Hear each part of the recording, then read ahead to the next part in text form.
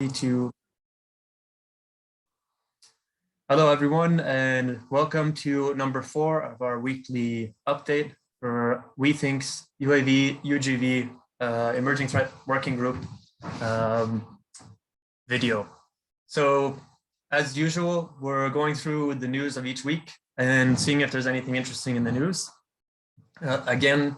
We're always open to share videos if you want to make your own presentations of either research that you're working on or new products or something like that. We'd be happy to share it with the working group on the Discord and on our weTHINK platform.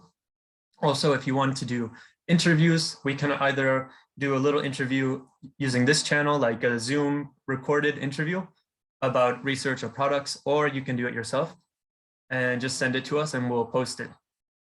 And so I'm one of the research managers, and here's Giannis, the other research manager. And so as usual, we'll just get into what we found this week. And so Giannis, what did you find this week? Yes, this week I noticed on the news that Texas has overturned some of the drone laws. They used to have some of the strictest drone laws in USA, where you couldn't film almost 95% of Texas using a drone unless it was for academic purposes. So because of they didn't allow to film above private properties, that compromises roughly 95% of the state, but this was deemed apparently unconstitutional, and it's a big change for how laws are viewed, drones in US specifically. And I'm also wondering, like, what implications it will have. Like, are we gonna see way more drones now that the laws seem to be getting a little more lenient in US? And what does this mean for the security of US? Like, are they ready for many more drones like flying around? So I thought that was interesting. And then another thing I noticed on the news was that the Pentagon is training Ukrainian soldiers on US soil. And it turns out that they had sent the Switchblade drones that we covered on a previous episode here. But some Ukrainian soldiers were already in USA for a different training before the war in Ukraine even started.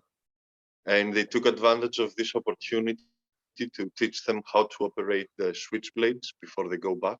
So they extended their training. And also, I guess it's like quite critical, the training to operate these systems. Like the US sent almost 100 of these Switchblade drones, if I remember correctly. But it's not clear how many people can actually operate them without specific training, as it seems to have like different operational features. And then a last thing I noticed that I think was quite entertaining and most likely propaganda, but yeah, it seemed quite funny, is that the Ukrainian army is using Terminator drones to scare Russians into retreat, where apparently they modify their drones to look very scary and futuristic and send them in like Russian locations to scare them away without even like using any bullets or ammunition or artillery. And like what I found like mainly interesting, like most likely it's not real, but what I found interesting was the psychological warfare aspect of the drones. Like it seems to be a thing that soldiers are becoming more and more scared of, like the boogeyman in the sky. So yeah, I thought this was the interesting news this week. What did you notice, Philip? It was interesting because I remember in the presentation from our first roundtable, Dr. Steve Wright, who is also in the news, our news this week for the new CUAS drone, and I hope we can get a presentation from him and the others that have partnered with him, the company, I think it was MARSS, to share a little bit more about it. But I remember in the presentation that Dr. Wright had predicted some of the areas of growth for UAV technology would be including the propulsion systems. And just like last week, we saw an up in the overall market in the UAV and especially the CUAS. This report also says that the propulsion systems for UAVs will be key player strategies by 2030. And so it shows a couple of the companies that are producing propulsion systems. But then also down here was interesting, the key areas. And like this presentation, there was also the micro UAV, but also the male UAV and the hail UAV. And I think it's interesting, kind of coinciding with the CUAS drone, that idea of high speed and the market showing an increase in propulsion systems. It seems like maybe this is a direction that CUAS is going as well, and UAV is move towards high speed UAVs and counter UAV drones.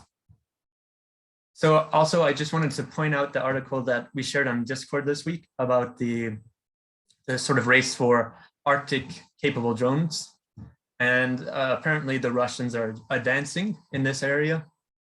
Well, what I found particularly interesting, and I posed this question also to the Discord, is the GIR-SAM system, which appears to be an alternative to SATCOM-based or satellite-based navigation, which is easy to jam, or not easy to jam, but it's possible to jam.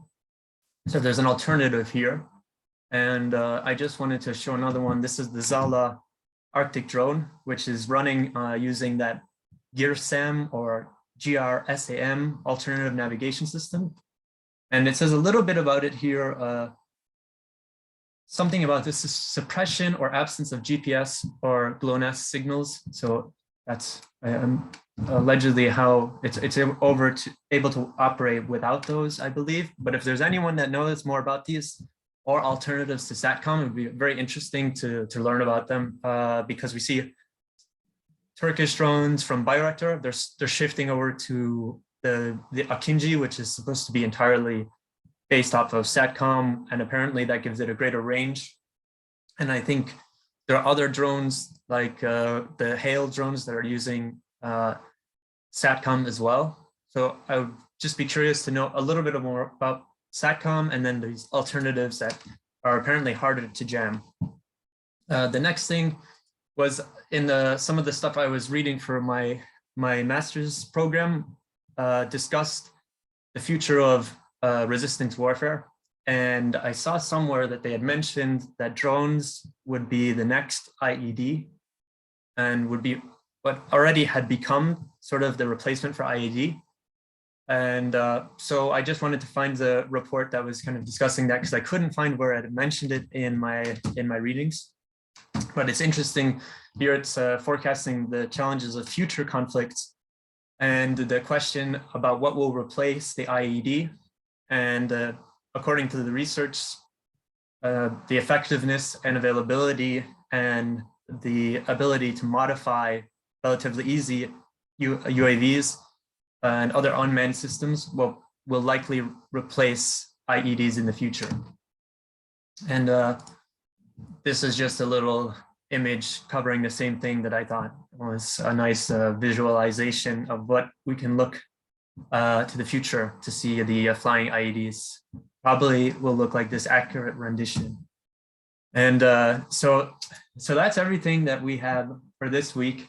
I did want to point out one other thing. In the continuing thread of the TB2 in Ukraine, this is the Turkish made TB2 Bayraktar, which has been fairly effective against the Russians. I saw that the US will be lifting some of the, I think, restrictions on producing parts specifically for the TB2s that will be produced in Ukraine. And so that means those TB2s will be produced in Ukraine with Ukrainian engines. And I think now they'll also have access to the parts from the US and other Western NATO states. So that would be interesting to see how that develops if they begin producing them. I know the factory is under construction right now. I don't think they're able of mass producing or developing the TB2, the Ukrainian TB2 in any significant number, but it'll be interesting to see how that works, given that they're banned in Turkey, exportation there, but in Ukraine, where they're being, the contract is leased, the production, the right to produce them is given to Ukraine by Turkey, they're able to bring in the different technological weapon systems, optics, all that stuff from the US. So it'll be interesting to see how that develops. And, you know, it's kind of a comment on this new direction of drones coming from all over the world. So will it be better? Will it be worse? My guess is that it'll be an even more effective UAV. And so that's everything for this week. And again, if you have any research or products that you would like to discuss, or you would like to share via a presentation, you can contact us and we can do something like this over Zoom, or you can record it yourself at your own pace and just send it to us and we'd be happy to share it. So until next week, those of you who watch this, we appreciate it. And we look forward to hear your perspectives, your questions, your feedback. Okay, take care everyone, and have a good weekend. Bye.